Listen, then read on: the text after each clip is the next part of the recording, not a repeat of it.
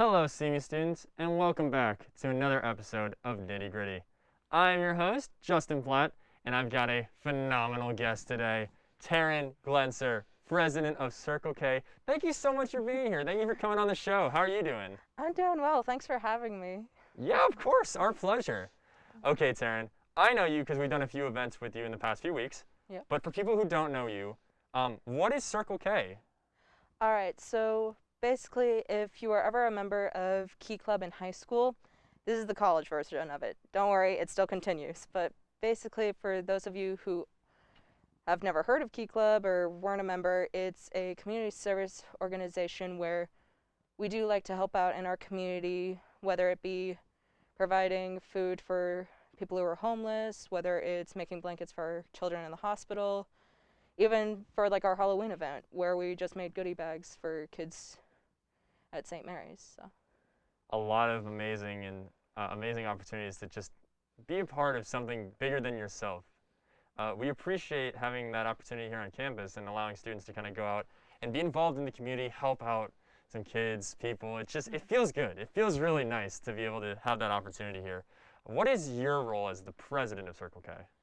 So as the president, my role is to make contact with organizations who would like potential volunteers and to just try to get a sense of what club members would like to volunteer and how they would like to volunteer in the community.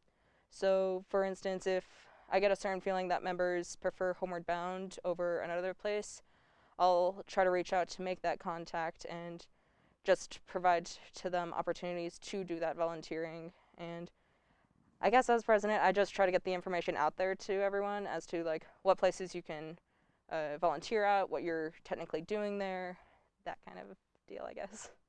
That's great. That's great because you can never have enough connections, and maintaining them is very important, especially as an adult. As we're a lot of these students are becoming, you have to make these important connections that you can help further you in your career as well.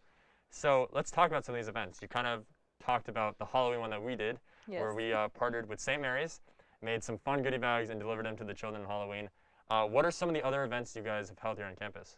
So I will admit, unfortunately, this semester has been a bit lackluster just due to COVID and everything, but in the past, our biggest one on campus is always the Project Linus event, where we do like to make those blankets for kids who are in the hospital. We always try to do this event once per semester, and we just try to like provide food and a good time. But I guess in addition to that, we like to volunteer off campus as well.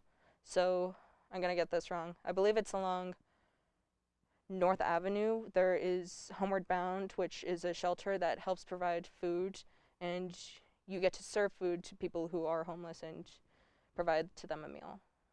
So that's just a couple, though. No, that's sweet. That's awesome.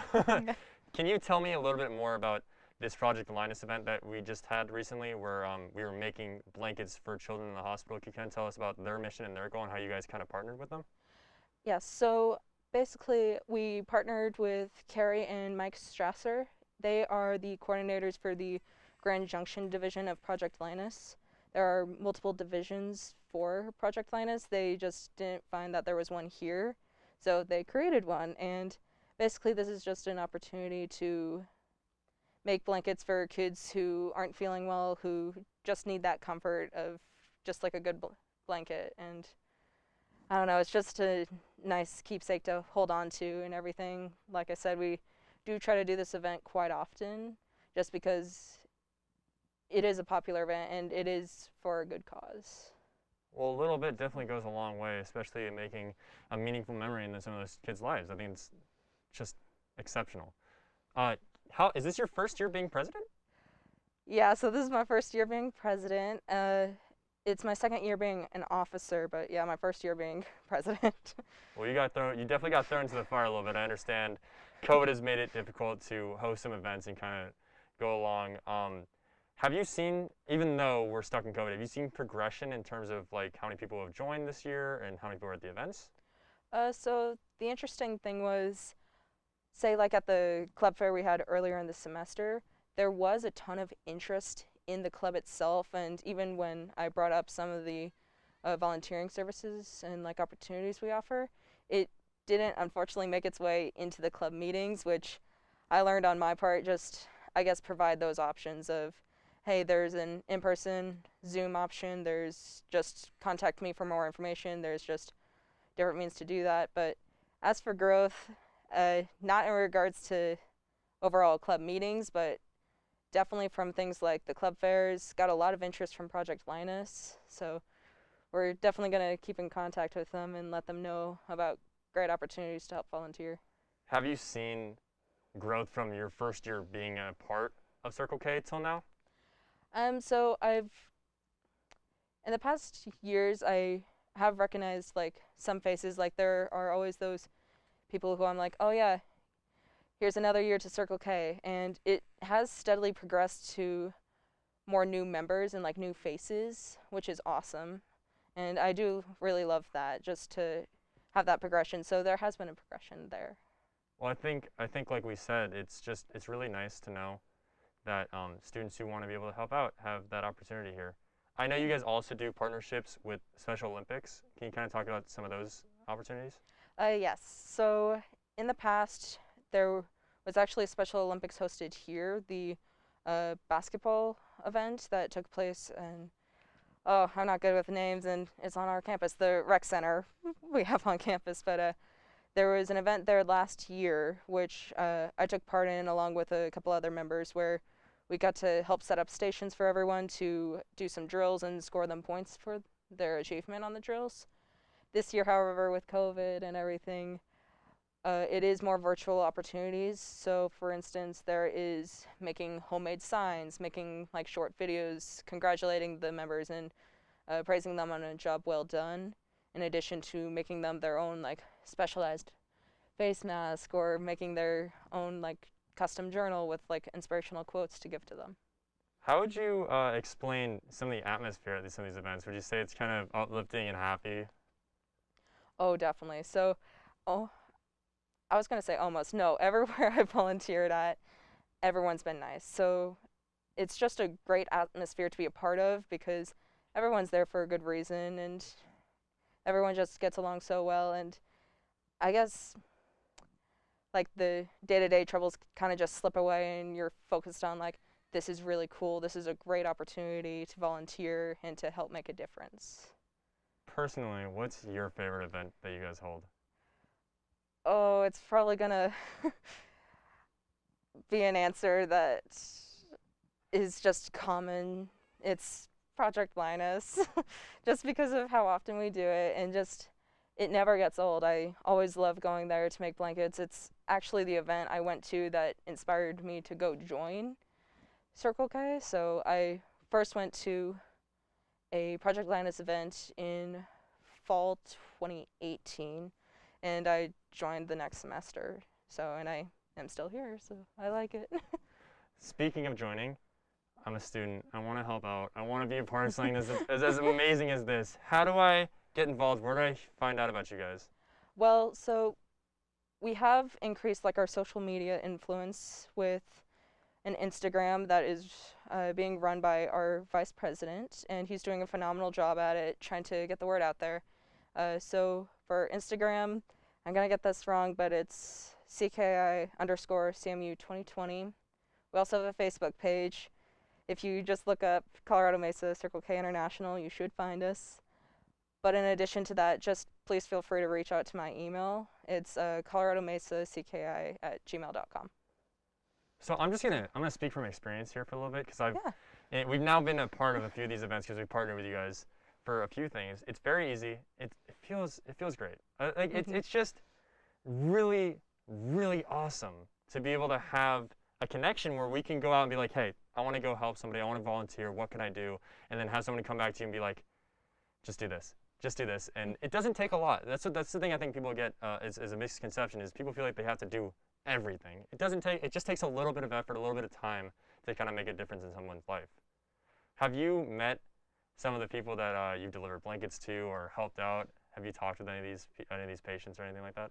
I unfortunately haven't reached out in regards to like Project Linus. I unfortunately haven't had that contact. I do know several members who have had that contact, and they've all had great experiences with them.